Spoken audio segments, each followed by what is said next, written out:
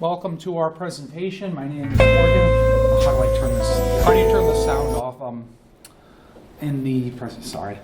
I need to mute the volume on the MacBook. Sorry about that little technical difficulty. So I need to turn the sound off on the MacBook while we're presenting. This is a real issue here. Yeah, I did. It's not working. Hang on. It's just because of the. It's stuck now that I'm plugged in. It's grayed out, and I just wanted the music for the start of the presentation. Just for the start. Let's see. What? Yeah, it is grayed out.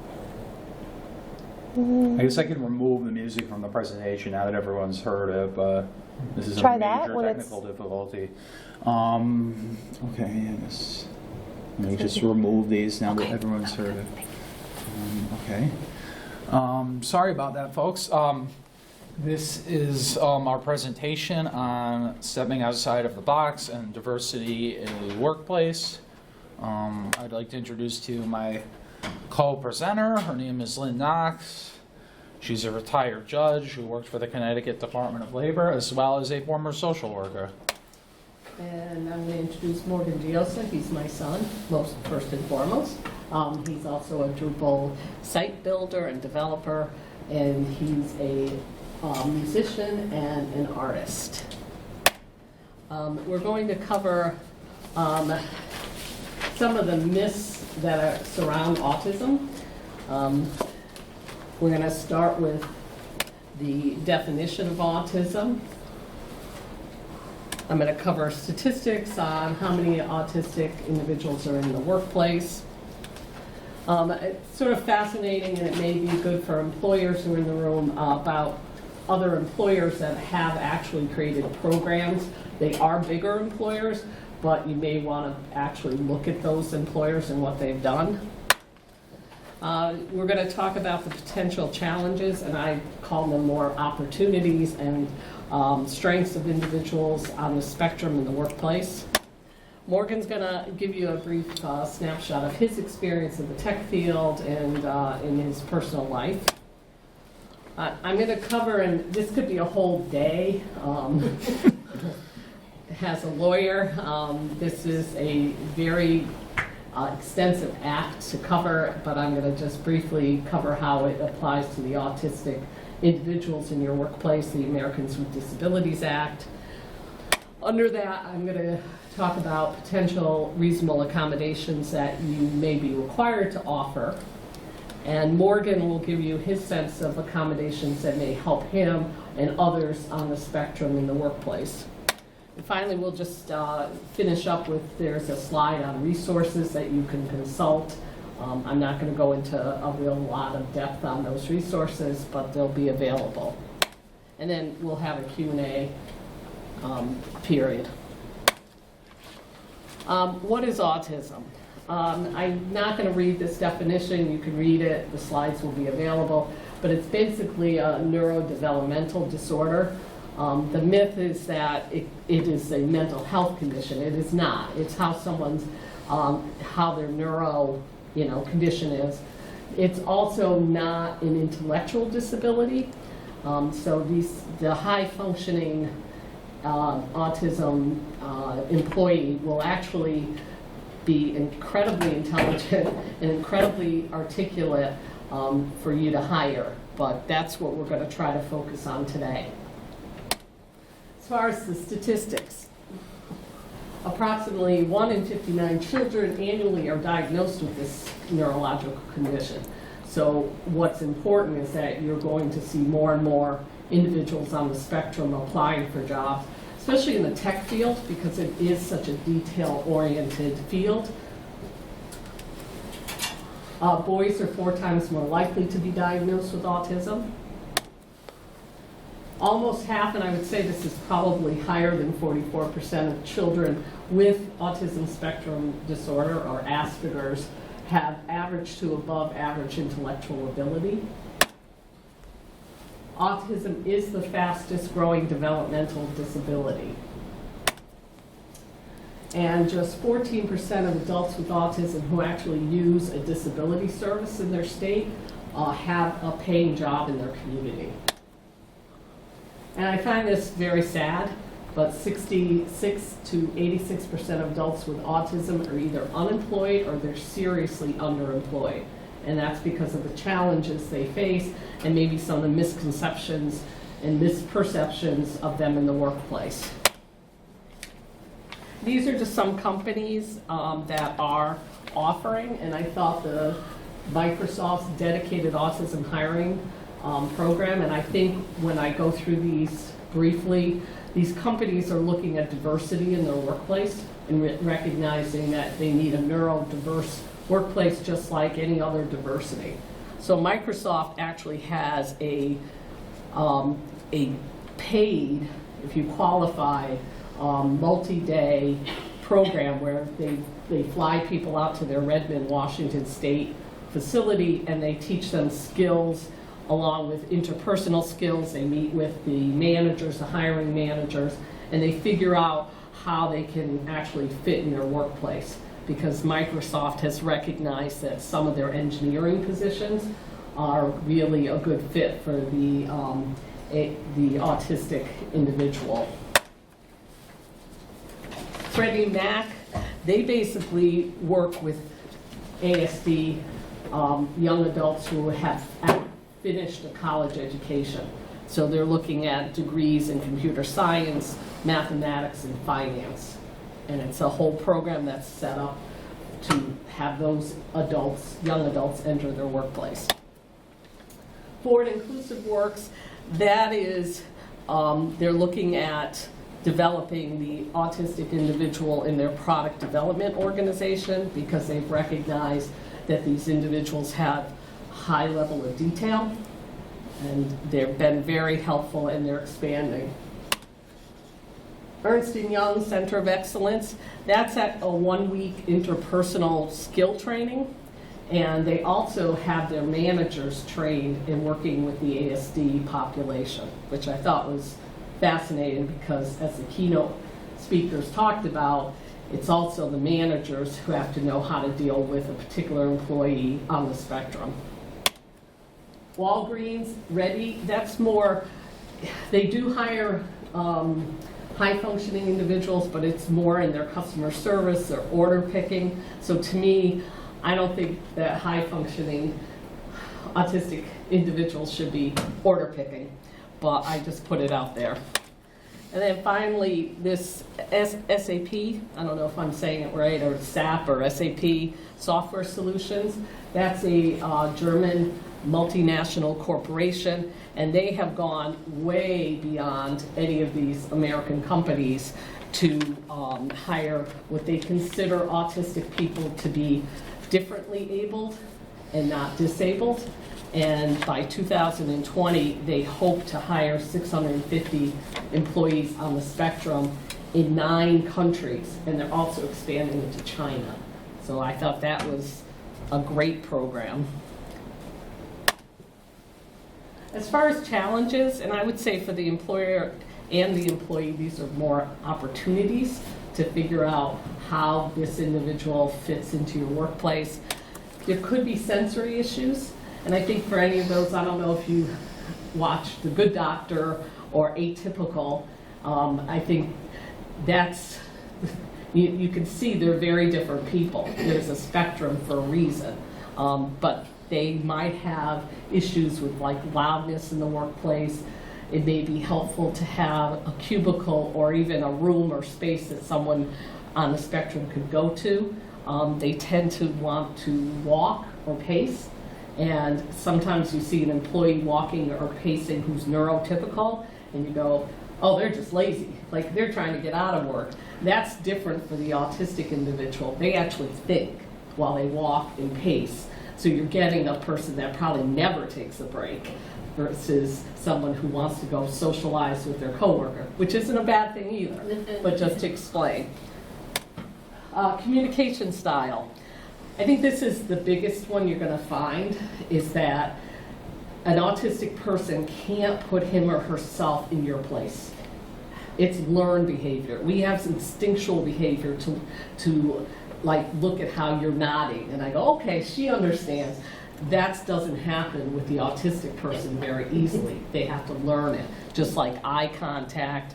So you might have some communication issues with, you know, a conversation you thought went really well, and that individual goes scratching their head going, I don't understand a thing the person said.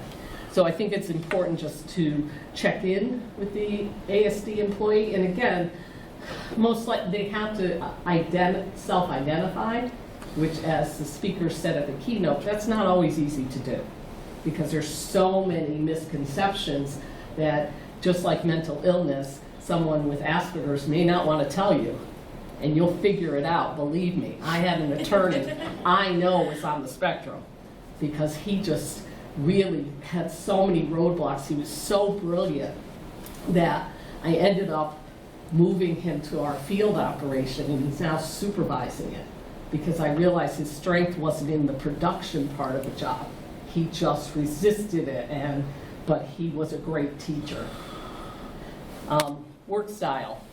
I think they would prefer limited social interactions, and Morgan will talk more about this, because they want to work when they work, and they work at a rapid pace in general.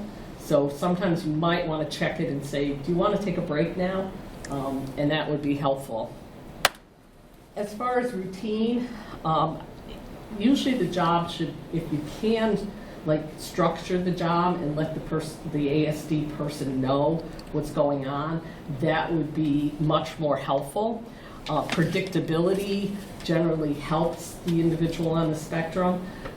So I think in workplaces that is a struggle sometimes because you're changing, rapidly, technologies are changing. One of the things is if you just have a way of communicating that change, have a structure in place. And I don't think that's bad for the neurotypical as well as the person on the spectrum. It's just to have some kind of structure for change. Social profile, I think that they're seen as more socially awkward and maybe challenged, but again, that's because they have difficulty reading your social cues.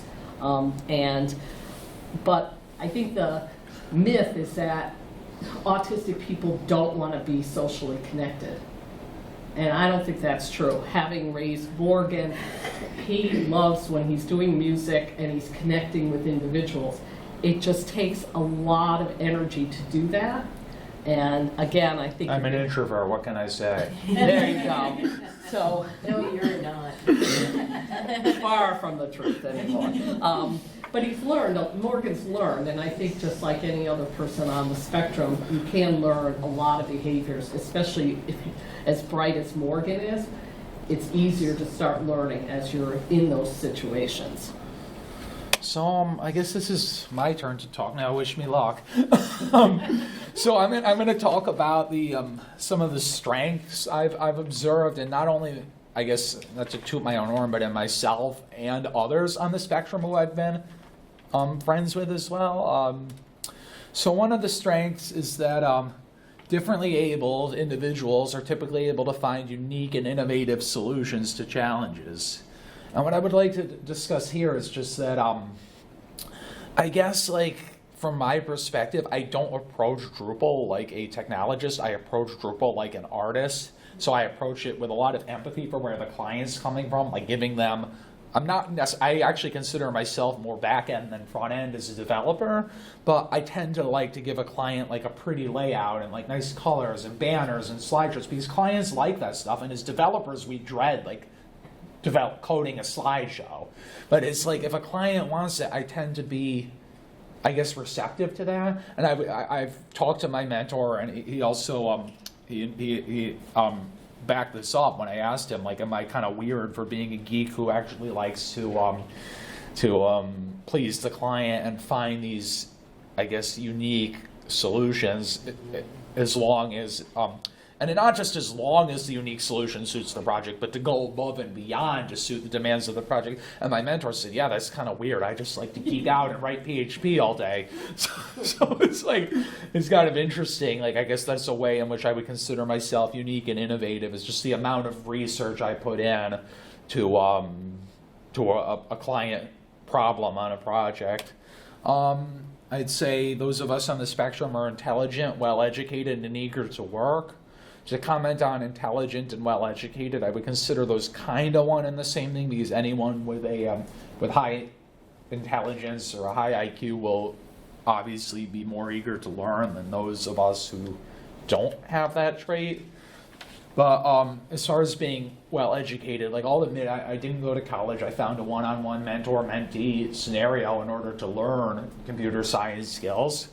But at the same time, when I was in high school, everything was straight A's, like English, straight A's, algebra, straight A's. It's like, and I was actually very much a troubled teenager. I was struggling at that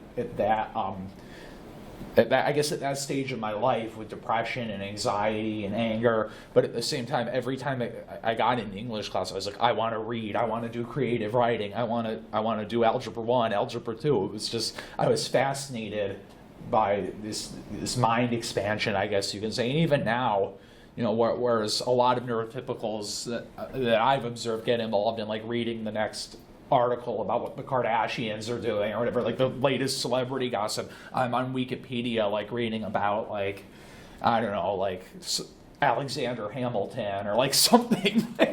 So it's kind of, I'm not even a history buff. My brother's the history buff, but it's like I'll read about some figure throughout time or some band that I listen to. I'll read about their personal stories and about what drove them to write a particular song or something, and I kind of geek out about that. So, and it's the same with Drupal. It's part of the same, thing. Like, I've pretty much gotten by just being a site builder and working with contributed modules, but as of this year, I've been studying object-oriented PHP and module development because I'm like, this is the future of Drupal. If I ever run into a scenario where, God forbid, a contributed module doesn't exist, I need to know how to do that. So it's a constant mind expansion. And the other thing I would say about eagerness to work is just that we are passionate. Those of us on the spectrum, we're stubborn. We want, under every circumstance, to be working more than we want to have downtime. And I've actually burnt myself out this way in the past, but I need to be, even if it's, it's after 5 p.m. and I'm done with my work for the day, I need to be thinking about, well, this is a problem I didn't get to on this day, so let me think about it and think about how can I go in the next day prepared and with the right mentality to write that next, like, 20 lines of code, or to build that new view that I was kind of struggling with because maybe it had some advanced features. And that's pretty much where I come from. It's like my work is my passion. I bury myself in it. So we have the ability to think creatively and outside of the box. And again, this goes back to being unique and innovative. Like I mentioned, I think of Drupal as an art form. I think of it as a medium that I express myself in creatively, just like I think about painting and guitar, as you'll see in the next slide. But with Drupal, I do tend to think that creativity is important. And with any modern programming, whether it be especially front-end design and JavaScript, but any modern, and even CSS, like any modern technology, it's not like programming has kind of moved, I think, somewhat away from like the engineer jobs and the kind of more left-brained analytical jobs. I think programming has kind of moved in a direction where we are building things. We're starting with an empty file and we're creating things from scratch that are new, and innovative, just as Van Gogh painted the Starry Night on an empty canvas. It's the same kind of deal. So some of us on the spectrum are particularly imaginative, innovative, and inspired. I'm getting a little redundant here. But again, I think this ties into being passionate, creative, and almost, not in a negative way, but almost stubborn. Like, I have to create my next masterpiece, whether it's in a text editor, whether it's on Canvas, whether it's a recording, music. It's just, I have to be inspired. I have to work. Because not even when it doesn't pay, even when I'm freelancing for a small like local musician and they just need a website, and I'm like, well, I want to expand my Drupal portfolio at all costs. Like any project I can find, I'm just, it's something that I do because it's almost like it provides me solace from anything I've experienced in my personal life that hasn't necessarily been enjoyable. Drupal development, as well as some of my extracurricular passions and my second vocations, like the arts, these things provide me with comfort. Like using my mind to me is like, it's something I take kind of almost like a sick pride in. Because I say sick pride because it burns me out, but it's like I can't relax, and it's just as simple as that. But it's a positive thing in the workforce, I would argue, because I could possibly I would argue in a future job, I could be working a part-time schedule, and because I don't take as many breaks to socialize, I would achieve possibly as much, if not more, than someone on a 9-to-5. That's what I couldn't guarantee your company that, but I would assume that would be the case after a while. So then Hans Asperger, the scientist who first identified Asperger's syndrome, this is a quote from him that I greatly enjoy. He says, "It seems for success in the sciences and art, a dash of autism is essential. The necessary ingredient may be an ability to turn away from the everyday world and to rethink a subject with originality so as to create in new and untrodden ways. And I would just, I mean, you could read this quote in this slip, but I would just like to emphasize again the ability to turn away from, I guess deviate from the norm, but in a pleasant sense, like to turn away from, okay, I want to take a break and talk about what my day was like last night, or I want to sit at a bar and just have a few drinks with my coworkers. It's not that I dislike, I've loved every past coworker I've had in the Drupal community and network connection I've had in the Drupal community. They've all been wonderful people, but it's just as someone who is, I guess, drained to some extent by social interaction, and is someone who wants to focus on, I guess, the, I guess you could say the egg-headed side of the job, you know, just getting the code out there, getting the views built, figuring out whatever the ramifications of the project happen to be. As a developer who's on the spectrum, I have more interest in that than in socializing with my coworkers, for better or worse. I would consider that a strength, because if you have a serious deadline coming up, if anyone who runs a company has a deadline, I would be the guy who, at least I would call on myself if I was running a company, because I'd stay up 3 nights in a row if I had to get the work done. So I guess I consider that back to talking about dedication and inspiration and passion. So one more slide before I hand it back to my co-presenter here. So this is kind of my story and my journey within the Drupal community. I've been a Drupal developer for about 9 years now.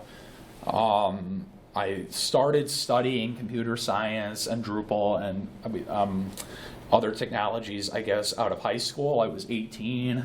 Like I said, I was like I hinted at, I was pretty troubled at the time. I didn't have much direction, and I was lucky enough to connect with a mentor named Dr. Mark Friedman, who is a Drupal specialist and has been a very major presence in the Connecticut Drupal community. He has a PhD in computer science, and he taught at Central Connecticut State University and Trinity College, and he chose to mentor me one-on-one because he wanted to give back a little. So we looked at the fundamentals of the web, we looked at the fundamentals of computer science, we looked at Linux, we looked at open source software in general, but one of the things he wanted to teach me was Drupal, because he said Drupal has such a high learning curve that if you can master this, you'll get a job anywhere within the industry.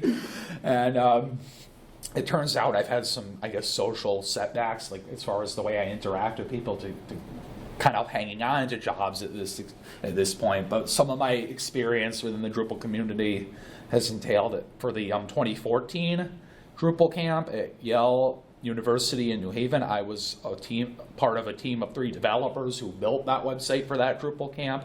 I worked for Patrick's company, Redfin Solutions. Let's give them a hand. By the way, the lunch was amazing. I'm grateful they're sponsoring this, but I worked for them for about a year and a month, and it was a very pleasant, challenging but pleasant experience. So I've kind of been around, but mostly I'm a lone wolf. I freelance, and that's pretty much it these days until further notice. So, here's one of my projects. This is Andres Ferrero, who plays drums in the musical Hamilton on Broadway. He's good buddies with Lin-Manuel Miranda, and I built his current website. He's also played with the band Fish, by the way. He's one of my favorite bands. So he sat in with them for one of their gigs. So I'm kind of grateful to have met him, but his website currently is apfmusic.com, and I built it, I guess, single-handedly from the ground up on a very strict deadline, too, because Andres is a busy guy, and he told me, like, 2 nights after I had Drupal 8, sorry, it's Drupal 7, this was a few years ago, I had Drupal 7 sitting there with Bartik. I might have installed Bootstrap, I can't really remember, but he says 2 nights before he wants it fully functional and launched his exact specifications. He says, by the way, I'm doing this major presentation at the NAMM conference, which is a musicians conference out in Anaheim, California. And he says, by the way, I need this launched in 2 days. There was nothing there. And I keep getting frantic texts, by the way, do I like this color scheme? Do I like this? Can you change it to this? And it's like, and I basically had 2 sleepless nights just getting this project launched for him, and I haven't really touched it except for security updates since, but I do plan on rebuilding it in Drupal 8, so if you want to see the Drupal 7 version, the slides will be online. This is me, I guess, with my band, the Fake News Blues Band. For those of you who were here early, you heard one of our songs, and I do apologize for the technical difficulty shutting the song off in time to continue the presentation, but you heard one of my original songs, and I guess we're doing this concert series in my hometown of Windsor, Connecticut, and this is a photo. I'm kind of honored and surprised that any newspaper would do this, since this is my first year gigging on the scene, but they've written me up. Here's me at this was my first gig, my album release party. And this is where I'm going to get into talking about, I guess, the relationship between being an artist and being a Drupal developer. At the end of the day, like, you can do so many incredible and, I guess, robust, complex, feature-rich things as far as being a back-end developer. But at the end of the day, most clients want their website to look pretty. So I guess that's why I would consider myself somewhat right-brained in a sense, because I'm an artist. I do digital photography and I do abstract painting, and I guess I would say that this benefits me as far as being able to think of color schemes, and not only that, but composition, like the shapes. I mean, you think of abstract painting, when you think of shapes and colors and brush strokes. And on a website, I approach a Drupal development project like an artist. I think of, you want this block here, you want that block underneath it, you want something in the center, you might want something in the right sidebar. And I guess being an artist, here's a couple more of my photographs, paintings, all my original. I have hundreds of these at home. I've been, I guess, pretty prolific thus far, but I guess being an artist, in a sense, has informed me as a developer. And like I said, I consider Drupal another medium in which I'm creating, I guess you could say. And at the end of the day, Drupal is my biggest passion right now. But aside from that, I love playing my blues on stage and singing, and yeah, it's a joy. So back to you. So that shows you that an autistic person can be very diverse in terms of interests, and I think we blew away the myths that, especially there aren't as many people on the spectrum who are are musicians, but in the beginning we showed you some of them. So Morgan, I'm very proud of him that he continues to play his blues guitar and enjoy his life. So we're going to switch gears a little. I'm just going to briefly cover how the ADA may impact you as an employer, or as an employee you're entitled, but you would have to, as an employee, self-identify. But there is something under the ADA that if somebody perceives you to be disabled, that may also require the employer to start a dialogue with that employee. So the ADA, it has, for the disability, even prior to that, you have to be a qualified individual, and that means you have to qualify for the job itself. So as far as autism, the Equal Employment Opportunity Commission in the regulations has set forth that autism is a disability under the ADA. And what it means is there is a substantial limitation in the way you perform major life activities. And for autism, it would be work, it would be communication. Those are all considered major life activities. So yes, the ASD candidate employee is covered. What limitations might the ASD employee be experiencing that you might, as an employer, need to accommodate, or as an employee you would want an accommodation? I think the major thing we've already covered are the social skills on the job. And that's because the individual is often seen as shy. They might be intimidated by all your rules in the workplace, especially as you have to have social communication. And they suffer from low self-esteem. They often feel like they don't fit in to a neurotypical environment. And that could lead to, say, difficulties in communicating either with the coworkers or the management. what reasonable accommodations may be required under the ADA. If someone identifies as, even at the job, as a job candidate, you may want to think about your interview process.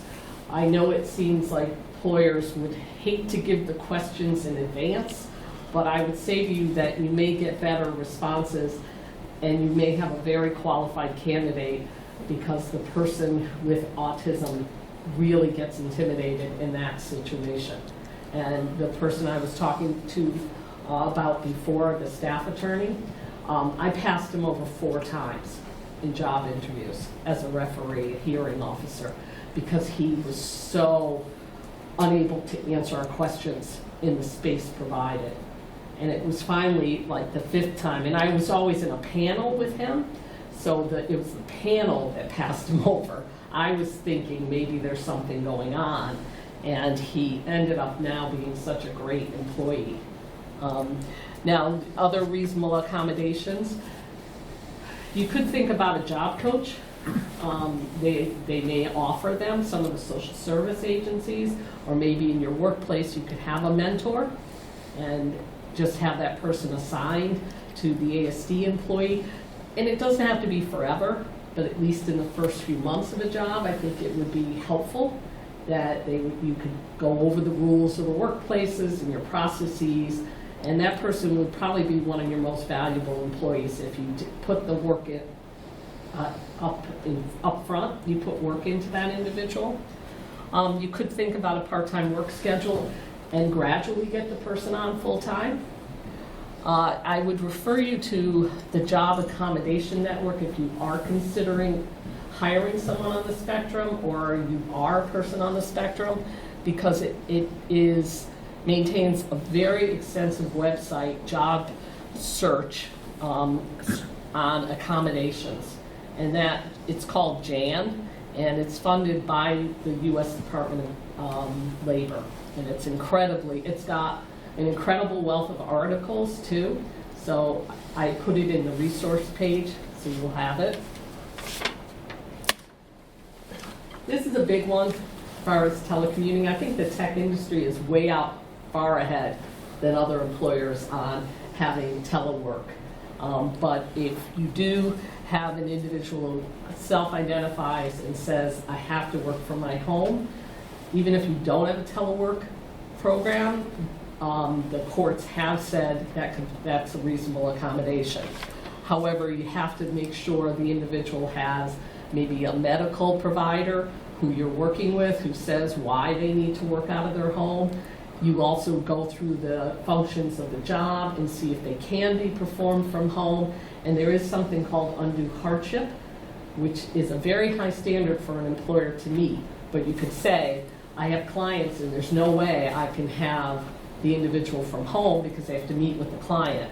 And you could try to work with have an interactive process with the ASD employee on what maybe they can perform at home and what they might have to go on site for. And realize that a lot of the ASD individuals do not drive because the anxiety involved in driving is in itself a big problem. So I'm going to take over again for a bit. Lucky for you, oh joy, you're going to have to listen to me again. But I would just like to, I'd like to talk about, I guess, one particular modification to the workplace that I would like to see that isn't required under the ADA, but I think would be nice to have as someone who has, I guess, struggled to interpret communication from previous employers. It's just, my mom, or my co-presenter, to sound professional, she mentioned a job coach, like a social skills coach within someone's organization. And what I would also like to see is that, I guess, somewhat of a technical coach for the first couple of months on a new job in particular.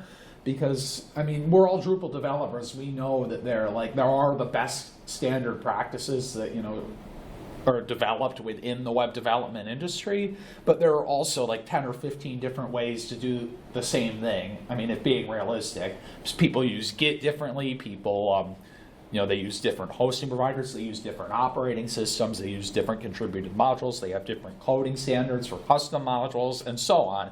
So I would like to say, as an autistic developer, that sometimes I get overwhelmed. When I've started a new position, I'm like, well, I do this way when I work on projects, and I guess I'm doing it on my own as a freelancer.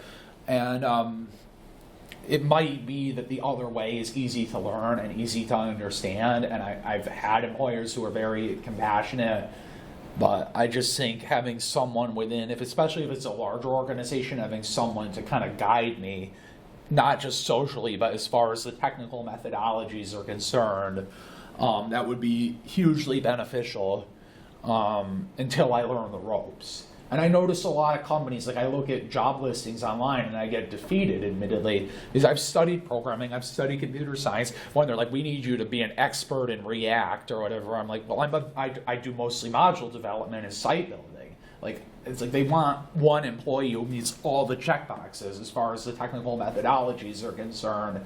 And I think that's a great thing to find, but it's also not realistic in certain cases, I think. Like if you know JavaScript and you know PHP and you know HTML and you know CSS, at least to a certain degree that you're proficient, why not train that employee in React? Right. It's like that's kind of what I've been thinking about recently and why I'm not really applying for a lot of corporate jobs, because they seem to just want the perfect candidate who knows everything right off the bat. And I'll admit, as someone who dabbles in the arts and dabbles in music and takes that stuff very seriously as well, I haven't lately had the time to just geek out about Drupal the way I used to. But if I had a job, I would take it seriously just like anything. If I had a full-time job, and I would learn the ropes and I would learn the technical requirements.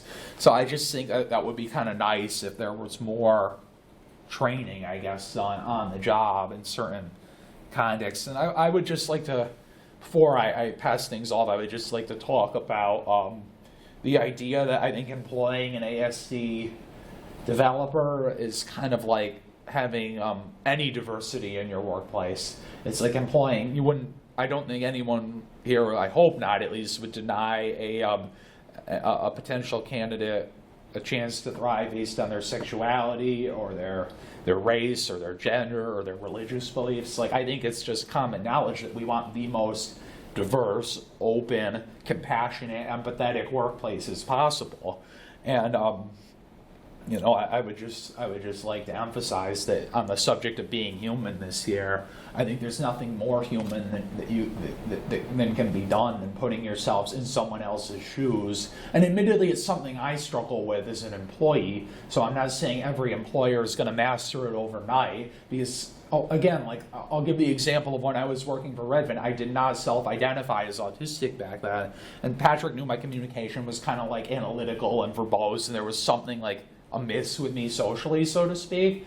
And he was very compassionate, but I was so stubborn. I'm like, I'm not going to tell him I'm autistic, because I felt like it was just something to be ashamed of. Because that's how, I've been, I guess, cast out in school a lot. And just like, I told you, I was a troubled youth. I'm not going to beat around the bush there.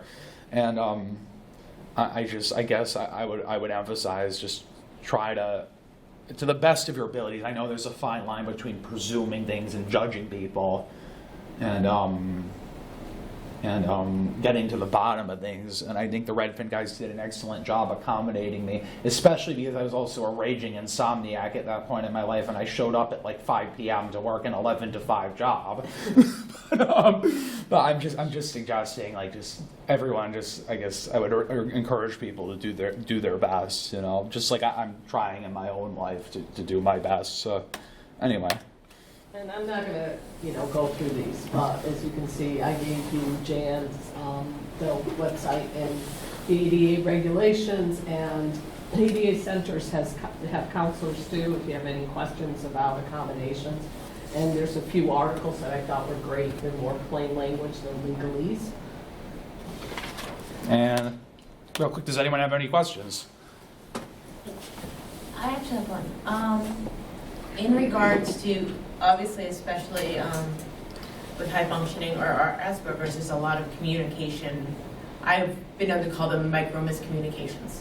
And they build up, and anxiety builds, and all this happens. Are there any techniques that you found in the workplace that helps derail that? I know that families, obviously have found communication pathways, but in a workplace, are there any techniques that have been more helpful to you? Well, as far you mentioned anxiety specifically, so this might sound cliche, but I will give one of my biggest secrets to whether it be on stage as a musician or like before taking the stage or before interacting with a coworker. Deep breaths, like just like it's kind of a form of meditation. Just it gets me very zen, and it doesn't like there are different techniques that everyone will recommend, and I don't necessarily think that one technique. There's not like a one-size-fits-all personality for an autistic individual, but if you're talking about anxiety, I would say just deep breaths. Just it might sound cliche, but it works. Just do 10 of them before you have to socialize with a coworker. And I think the communication issues are real. Absolutely. And I think if the person is in your workplace, taking them to a quiet place where there's no distractions, so you can communicate again, saying, I'm going to put this in writing. And that way, helps too. You know, having things rules. in writing versus, and that's more what you were asking about, yeah. Yeah, And what other people can do. And in fact, I think that's why telecommuting helps. I thought you were talking about what you do, No, what no, other no, people no, can do. yeah. No, putting in writing, yeah. In fact, I'm building a website for my brother right now, who's also a Broadway drummer at the moment, and he told me like vaguely we were hanging out the other day, and he said, "Oh, I want like a contact form and a videos." Or he told me a couple of things that he wants, and he told me like the colors that he wants, like navy blue and yada yada yada, and like now I forget like half of it because it wasn't put in writing. So I told him, just send me a quick email reiterating what you want, and I'll get back to work on the project. Yeah, I think there is an article on the Jan site that's on executive functioning Yes. skills, and I think it's really critical to know where the problems lie. I think The that was time helpful. management, Thank you know, and it goes through each one of them. Yeah. And as an employer, I think you could go and say, oh, that I could do because I understand that is what's happening. Excellent. And the Thank you. beneficial thing of telecommuting too is that I know when I worked for Redfin, everything was done in a Slack channel. So if I needed to look back and say, okay, this is what I'm supposed, and there was also their Red Boot, their ticketing system. So I was like, I could just have everything's in writing. It makes at least the technical side of the job easier when everything's in writing. Like, Well, any other questions? I Or? just have one comment. I love what you're doing. I think this presentation should be a part of many other conferences, not even just Drupal. It's a really important subject that people hardly touch on. And I remember the day I met you at 2014 at the Drupal in Yale. And I was really impressed by your diligence and like I met Mark Friedman, your mentor, and he's the only reason I didn't worry about you. And what I worried about was I saw a brilliant young man who was doing Drupal, passionate and stuff. Is some corporation going to get a hold of this guy and work him to death? Thank you. So I appreciate your kind words.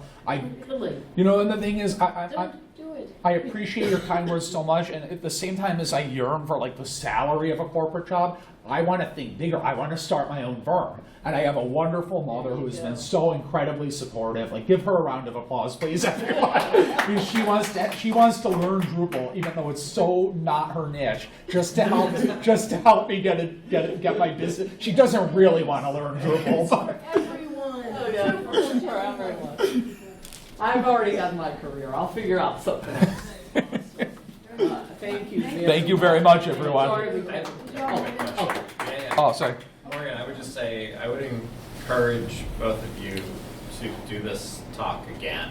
We will. Like, really, And I know, and now sorry. No, that's okay. I second Mickey's, comment. Like, we just don't see this a lot. And it is, like you said, more prevalent, I think, in the tech community than Yes. people are willing to sort of Absolutely. realize. And my question, kind of piggyback on that is, Morgan, I would consider you a high-functioning autistic person. Is that? Yes. That I identify that way. So, how do I know whether somebody is high-functioning or like what are low-functioning autistic? There's a just to answer that, there's a deficit in verbal communication and intelligence sometimes with lower functioning autistic people. It doesn't mean they're not bright. Like, there are people who can't speak a word who can play like Mozart on the piano. But at the same time, there are certain autistic individuals who cannot speak even a single word, who don't have, and who therefore have not shown in academics that they understand, I guess, intellectual kind of subject matter. So it's like a communication, it's the communication piece? Yeah, and they could be Well, I very think that bright, there but are quite, the other half of the autism spectrum is they actually have a dual diagnosis of being intellectually impaired. challenged. Like, I guess he was- In addition to being autistic. They're dual diagnosis with mental health conditions in autism too. Yeah, like I admit I have a depressive